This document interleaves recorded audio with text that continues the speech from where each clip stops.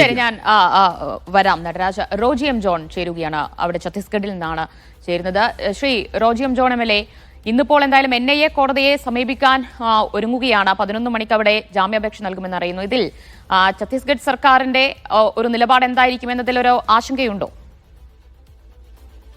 ഇതുവരെ സംസ്ഥാന സർക്കാരിന്റെ ഭാഗത്തു നിന്നും ഇവിടുത്തെ അതുപോലെ തന്നെ BJPയുടെ ഭാഗത്തു നിന്നും ഒക്കെ വളരെ പ്രതികൂലമായിട്ടുള്ള നിലപാടുകളാണ് ഉണ്ടായിട്ടുള്ളത്. മാത്രമല്ല, ഈ കേസ് ഇത്രയധികം നീണ്ടുപോകുന്നതിലും നിരപരാധികളായിട്ടുള്ള കന്യാസ്ത്രീകൾ ജയിലിനകത്ത് ഇപ്പോഴും വളരെ ദയനീയമായ സാഹചര്യത്തിൽ കിടക്കേണ്ടി വരുന്നതിലുമൊക്കെ സംസ്ഥാന സർക്കാരിന്റെയും സംസ്ഥാന പോലീസിന്റെയും ഒക്കെ നിലപാടുകൾ അതിൽ വലിയൊരു കാരണമായി മാറിയിട്ടുണ്ട്. നമ്മൾ പക്ഷേ നീതിപീഠത്തിൽ വിശ്വാസമുണ്ട്. അതുകൊണ്ട് തന്നെ നമ്മൾ നിയമപരമായിട്ടുള്ള എല്ലാ മാർഗങ്ങളും നമ്മൾ തേടും. അതുവഴി നമ്മൾ എത്രയും വേഗം ഈ കന്യാസ്ത്രീകളെ നമുക്ക് പുറത്തു കൊണ്ടുവരാനായിട്ടുള്ള പരിശ്രമമാണ് നമ്മൾ നടത്തിക്കൊണ്ടിരിക്കുന്നത്. പക്ഷേ ഇപ്പോഴും കേസ് NIAക്ക് വിട്ടിട്ടില്ല, NIA ഏറ്റെടുത്തിട്ടുമില്ല. അപ്പോൾ ജാമ്യാപേക്ഷ ഇനി പരിഗണിക്കുമ്പോൾ കോടതിയിൽ നിന്ന് എന്ത് നിലപാടാകും ഉണ്ടാകും എന്നതിൽ ഒരു വ്യക്തത കുറവില്ലേ? ഞാൻ പറഞ്ഞല്ലോ, ഏറ്റവും ഒടുവിൽ സെഷൻസ് കോടതിയിൽ നിന്നും ഉണ്ടായിട്ടുള്ള വിധി എന്ന് പറയുന്നത് നമ്മുടെ ഈ വിഷയത്തെ മൊത്തത്തിൽ കോംപ്ലിക്കേറ്റ് ചെയ്യുന്ന, കൂടുതൽ ഗുരുതരമാക്കുന്ന, സങ്കീർണമാക്കുന്ന ഒരു വിധിയായിരുന്നു. കാരണം സെഷൻസ് കോടതിക്ക് അധികാരമില്ലാത്ത അല്ലെങ്കിൽ അവരുടെ ജൂറിസ്ഡിക്ഷനിൽ വരാത്ത ഒരു വിധിയാണ് അവിടെ പുറപ്പെടുവിച്ചത്. കാരണം ഇത് NIA കോടതിക്ക് റെഫർ ചെയ്യുക വഴി കൂടുതൽ കോംപ്ലിക്കേറ്റ് ചെയ്യാൻ മാത്രമേ ഇത് സഹായിച്ചിട്ടുള്ളൂ. അതിലേക്ക് നയിച്ചത് എന്ന് പറയുന്നത് ബജ്റംഗ് ദളിന്റെ അഭിഭാഷകനും അതുപോലെ തന്നെ പബ്ലിക് പ്രോസിക്യൂട്ടർ സംസ്ഥാന സർക്കാരിന്റെ അഭിഭാഷകനും ഒക്കെ സെഷൻസ് കോടതിയിൽ ഉന്നയിച്ച വാദങ്ങളാണ്. അത് ആ വിധിപ്പകർപ്പിൽ തന്നെ വ്യക്തമാക്കിയിട്ടുണ്ട്. ഇത് സെഷൻസ് കോടതിയുടെ അധികാരപരിധിയിൽ വരില്ല എന്നും ഇത് NIA കോടതിയുടെ അധികാരപരിധിയിൽ വരുന്ന ഒരു വിഷയമാണ് എന്നും എന്ന ഒരു വളരെ തെറ്റായ, വളരെ അടിസ്ഥാനരഹിതമായ, നിയമപരമായി ഒരിക്കലും നിലനിൽക്കാത്ത ഒരു വാദം ഈ വക്കീലന്മാരെല്ലാവരും സെഷൻസ് കോടതിയിൽ ഉന്നയിക്കുകയും ആ വാദം ഏറ്റുപിടിച്ചിട്ടാണ് സെഷൻസ് കോടതി ഈ കേസ് NIAയിലേക്ക് റെഫർ ചെയ്യുകയും ചെയ്യുന്നത്, അല്ലെങ്കിൽ NIA കോടതിയിലേക്ക് വിടുന്നത്. അപ്പോൾ സ്വാഭാവികമായും ഈ നിയമവശങ്ങളും ഇതിന്റെ സാങ്കേതിക പ്രശ്നങ്ങളും ഇത് നിലനിൽക്കില്ല എന്നുള്ള യാഥാർത്ഥ്യവും ഒക്കെ മനസ്സിലാക്കിക്കൊണ്ട് തന്നെയാണ് ഇവർ ഈ നാടകം കളിച്ചത് എന്ന് നമ്മൾ മനസ്സിലാക്കിയാണ്. അപ്പൊ ഇതിന്റെ എല്ലാം ആത്യന്തികമായ ലക്ഷ്യം എന്ന് പറയുന്നത് ഇത് ഈ ജാമ്യം നീട്ടിക്കൊണ്ടു പോകാൻ വേണ്ടിയിട്ടാണ്. കാരണം കേസിന്റെ മെറിറ്റിലേക്ക് പോയി കഴിഞ്ഞാൽ ഈ കന്യാസ്ത്രീകൾ നിരപരാധികളാണ് എന്നും ഈ കേസ് തന്നെ കെട്ടിച്ചമച്ച കേസാണ് എന്നുള്ളതും കോടതിക്ക് ബോധ്യപ്പെടും. അപ്പോൾ ഈ റിമാൻഡ് കാലാവധി പരമാവധി നീട്ടിക്കൊണ്ടു പോവുക, ഇവരെ പരമാവധി ദിവസങ്ങളിൽ ജയിലറകൾക്കുള്ളിലാക്കുക എന്ന ലക്ഷ്യത്തോടു കൂടി ഈ നിയമ നടപടികൾ കൂടുതൽ സങ്കീർണമാക്കാൻ വേണ്ടി മാത്രമാണ് സർക്കാർ അഭിഭാഷകൻ കഴിഞ്ഞ ദിവസങ്ങളിൽ സെഷൻസ് കോടതിയിൽ അങ്ങനെ ഒരു നിലപാട് സ്വീകരിച്ചതെന്നാണ് ഞങ്ങൾ കരുതുന്നത്. അപ്പോൾ അതിൽ നിന്ന് നമുക്ക് ഇവരുടെ ഉദ്ദേശം എന്താണെന്നുള്ളത് വളരെ വ്യക്തമാണ്. എന്തായാലും പക്ഷെ ഞങ്ങൾ കോടതിയുമായി ബന്ധപ്പെട്ടുകൊണ്ട് ഞങ്ങൾ എത്രയും വേഗം ഇവരെ ജാമ്യം ലഭിക്കുന്നതിന് വേണ്ടിയിട്ടുള്ള ശ്രമങ്ങൾ. റോജി എം ജോൺ MLA പ്രതികരിച്ചതിന് ഇപ്പോൾ ജോൺ ബ്രിട്ടാസ് MP കൂടി ചേരുകയാണ് ടെലിഫോണിൽ. ശ്രീ ജോൺ ബ്രിട്ടാസ്, ഇന്ന് ഇടത് MPമാരും അവിടെ ദുർഗിൽ ജയിലിലെത്തി കന്യാസ്ത്രീകളെ സന്ദർശിക്കുന്നില്ലേ? ഇന്ന് ജാമ്യം ലഭിക്കുമെന്ന് തന്നെയാണോ കരുതുന്നത്? ഞാനിപ്പോൾ ദുർഗിലേക്കുള്ള യാത്രയിലാണ്, എയർപോർട്ടിലേക്ക് പോയിക്കൊണ്ടിരിക്കുകയാണ്. പക്ഷെ ഇപ്പോഴും ഇത് സംബന്ധിച്ച് ചില ആശയക്കുഴപ്പങ്ങൾ നിലനിൽക്കുന്നു എന്നാണ് ഞാൻ മനസ്സിലാക്കുന്നത്. അതായത് NIA കോടതിയിലേക്ക് ജാമ്യാപേക്ഷയുമായിട്ട് പോവുകയാണ്. അത് കഴിഞ്ഞ ശേഷം മാത്രമേ ഹൈക്കോടതിയിലേക്ക് പോകുന്ന കാര്യം ചർച്ച ചെയ്യുന്നുള്ളൂ.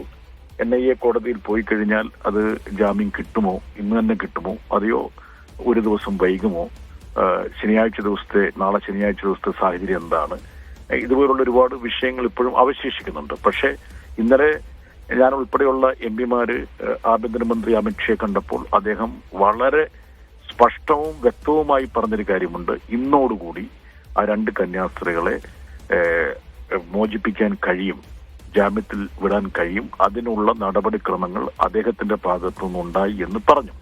ഛത്തീസ്ഗഡ് ഗവൺമെന്റിന് നിർദ്ദേശം കൊടുത്ത കാര്യം ഉൾപ്പെടെയുള്ളത് അദ്ദേഹം പറഞ്ഞു.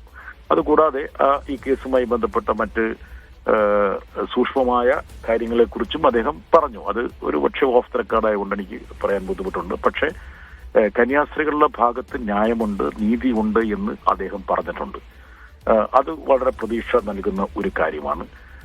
പക്ഷെ ഛത്തീസ്ഗഡിലെ RSS നേതൃത്വത്തിന്റെ നിലപാട് ഒരു തരത്തിലും ഹിതകരമല്ല, ഗുണകരമല്ല എന്ന് നമ്മൾ മനസ്സിലാക്കണം. ഛത്തീസ്ഗഡിലെ മാത്രമല്ല, കേരളത്തിലെ RSSന്റെ നിലപാടുകളും ഒരു തരത്തിലും ഗുണപരമല്ല. അപ്പോൾ ആ വഴിക്കുള്ള പ്രവർത്തനങ്ങൾ എന്തൊക്കെയായിരിക്കും നടക്കുക എന്നുള്ളത് ഞങ്ങൾ ആശങ്കയോടെ നോക്കിക്കൊണ്ടിരിക്കുകയാണ്. എന്തായാലും ജാമ്യാപേക്ഷയെ ഛത്തീസ്ഗഡ് സർക്കാർ എതിർക്കില്ല എന്ന് കേന്ദ്ര ആഭ്യന്തരമന്ത്രിയിൽ നിന്ന് ഉറപ്പ് ലഭിച്ചിട്ടുണ്ട്. ഈ കേസ് റദ്ദാക്കുന്നതിൽ എന്തെങ്കിലും ഒരു തീരുമാനമോ ഉറപ്പോ മന്ത്രിയിൽ നിന്നുണ്ടായിട്ടുണ്ടോ? അതേക്കുറിച്ച് ഞങ്ങൾ ആവർത്തിച്ച് ചോദിച്ചപ്പോൾ അദ്ദേഹം പറഞ്ഞു, ആദ്യം അവർ ബെയിലിറങ്ങട്ടെ, ജാമ്യത്തിലിറങ്ങട്ടെ, രണ്ടാമത് FIR കോഷ് ചെയ്യാൻ വേണ്ടി കൊടുക്കാം, അതിനെ ഞങ്ങൾ സപ്പോർട്ട് ചെയ്യാം. പക്ഷെ ആദ്യത്തെ ഈ കടമ്പയിലാണ് നിങ്ങൾ ഊന്നേണ്ടത്, നമ്മൾ ഊന്നേണ്ടത്. അതുകൊണ്ട് രണ്ടാമത്തെ കടമ്പയെക്കുറിച്ച് ഇപ്പോൾ നമുക്ക് സംസാരിക്കേണ്ടതില്ല. പക്ഷേ FIR കോഷ് ചെയ്യാൻ വേണ്ടി കോടതിയെ സമീപിക്കുന്ന സാഹചര്യം ഞങ്ങൾ അദ്ദേഹത്തിന്റെ ശ്രദ്ധയപ്പെടുത്തിയപ്പോൾ അത് രണ്ടാം ഘട്ടത്തിൽ ചെയ്യാമെന്നൊരു ഉറപ്പ് നൽകിയിട്ടുണ്ട്.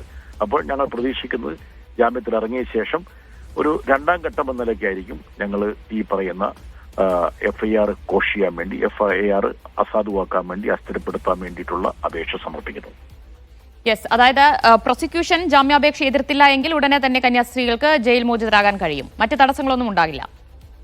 ഉണ്ടാകേണ്ട കാര്യമില്ല നിലവിൽ. പക്ഷേ ഞാൻ നേരത്തെ സൂചിപ്പിച്ചതുപോലെ അവിടെയുള്ള തീവ്ര ഹിന്ദുത്വ സംഘടനകൾ വളരെ സചേതനമായി പ്രവർത്തിക്കുന്നുണ്ട്. ഒരുപാട് സമ്മർദ്ദങ്ങളുണ്ട്, പുഷ് ആൻഡ് പുള്ളുണ്ട്. അപ്പോൾ ഒരു ദിവസമോ 2 ദിവസമോ 3 ദിവസമോ ഒക്കെ വൈകിപ്പിക്കാൻ വേണ്ടിയുള്ള ശ്രമങ്ങൾ ഉണ്ടാകാതിരിക്കില്ല. അത് മാത്രമല്ല, ഈ അറസ്റ്റിലായ കന്യാസ്ത്രീകളെ മുൻനിർത്തി വലിയൊരു പ്രചരണം, ഒരു ധ്രുവീകരണ രാഷ്ട്രീയവും അവിടെ BJP അവലംബിക്കുന്നുണ്ട്. ഇതൊക്കെ നമ്മൾ മനസ്സിലാക്കേണ്ട കാര്യം എന്ന് വെച്ചാൽ എല്ലാം ഈ BJPയുടെയും സംഘ്പരിവാറിന്റെ രാഷ്ട്രീയം എന്ന് പറയുന്നത് ഋജുവായ അല്ലെങ്കിൽ നേർരേഖയിലൂടെ പോകുന്നതല്ല. അത് പലതരത്തിലുള്ള പണം വിടർത്തി ആടുന്ന ഒരു സംഭവമാണ്. അപ്പം ഒരു മുഖത്തിൽ നിന്ന് കിട്ടുന്ന പ്രതിപാദനത്തിൽ നിന്ന് തീർത്തും വ്യത്യസ്തമാകും ആ സംഘടനയെ തന്നെ വേറൊരു ശാഖയിൽ നിന്ന് കിട്ടുന്നത്. വളരെ സമ്മിശ്രമായ വൈരുദ്ധ്യമായിട്ടുള്ള നിലപാടുകൾ എടുക്കാനുള്ള കഴിവുള്ള ഒരു സംഘടനയാണ് എന്നുള്ളത് കൂടി നമ്മൾ കരുതിയിരിക്കണം. യെസ്, അതുകൂടി പറയേണ്ടതുണ്ട്. ശ്രീ ജോൺ ബ്രിട്ടാസ്, ഇവിടെ നോക്കൂ, ഇവരുടെ ജയിൽ മോചനത്തിനായി വലിയ രീതിയിൽ ഇടപെടൽ നടത്തുന്നത് BJP ആണെന്ന് വരുത്തി തീർക്കാനുള്ള ശ്രമമൊക്കെ ഇവിടെ സംസ്ഥാനത്ത് നടക്കുന്നുണ്ട്. വീണ്ടും സഭാ അധ്യക്ഷന്മാരുമായി കൂടിക്കാഴ്ച നടത്തുകയാണ് BJP സംസ്ഥാന അധ്യക്ഷൻ രാജീവ് ചന്ദ്രശേഖർ. ഇന്നലെ സിറോ മലബാർ സഭ ആസ്ഥാനത്തെത്തി. അപ്പോൾ അത്തരത്തിലുള്ള കൂടിക്കാഴ്ചകളെ, ആ നീക്കങ്ങളെയൊക്കെ എങ്ങനെയാണ് കാണുന്നത്? സഭ ഈ കപട രാഷ്ട്രീയം തിരിച്ചറിയും എന്ന് തന്നെയാണോ കരുതുന്നത്?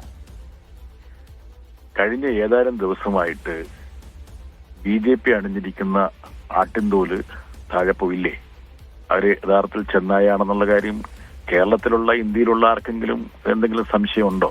പക്ഷെ എങ്കിൽ പോലും ചില മേഖലകളിൽ ഉണ്ടാക്കിയിട്ടുള്ള സംശയങ്ങൾ കുറേയും കൂടി നിലനിർത്താൻ വേണ്ടിയിട്ട് അവർ പാടുപെടും. അതിന് സംശയമൊന്നുമില്ല.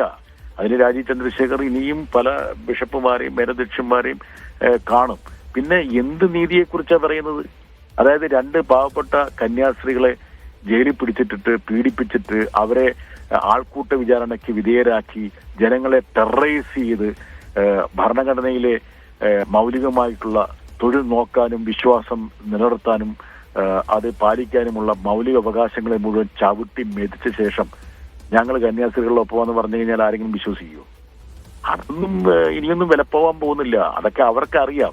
പക്ഷെ എങ്കിൽ പോലും അതുപോലുള്ള ചില വ്യഗ്രതകളിൽ അവർ ആഴ്ന്നിറങ്ങണം. അതിന്റെ ഭാഗമായിട്ടാണ് അദ്ദേഹം ഡൽഹിയിൽ ഇറച്ചെത്തിയ ശേഷം ഡൽഹിയിൽ നിന്ന് തിരിച്ച് വീണ്ടും ഈ പറയുന്ന പോലെ ബിഷപ്പ് ഹൗസുകളുടെ നടകൾ ചവിട്ടിക്കൊണ്ടിരിക്കുന്നത്. അദ്ദേഹം ചവിട്ടട്ടെ എന്ന്. അതിന് നമ്മൾ അതിനെക്കുറിച്ചൊന്നും ബേജാറാകേണ്ട കാര്യമില്ല. എന്താ കാരണം വെച്ചാൽ അദ്ദേഹത്തിൽ നിക്ഷിപ്തമായിരിക്കുന്ന ഒരു ദൗത്യം എന്ന് പറയുന്നത് അതാണല്ലോ. എന്താ കാരണം വെച്ചാൽ ജനങ്ങളിൽ സംശയവും പരിഭ്രാന്തിയും വിഷവും ഒക്കെ സൃഷ്ടിച്ച് വിദ്വേഷത്തിന്റെ ഒരു മതിലുകൾ തീർത്ത് ആൾക്കാരെ ഭിന്നിപ്പിച്ച് അതിൽ നിന്ന് നേട്ടം കൊയ്യാൻ വേണ്ടി അവർ ശ്രമിച്ചുകൊണ്ടേയിരിക്കും. അതുകൊണ്ട് ഇതിലൊന്നും അവർ തളരുമെന്ന് വിചാരിക്കണ്ട. പക്ഷെ അവരുടെ പൊയ്മുഖം അഴിഞ്ഞു വീഴുമെന്നുള്ള കാര്യത്തിലും തരണം.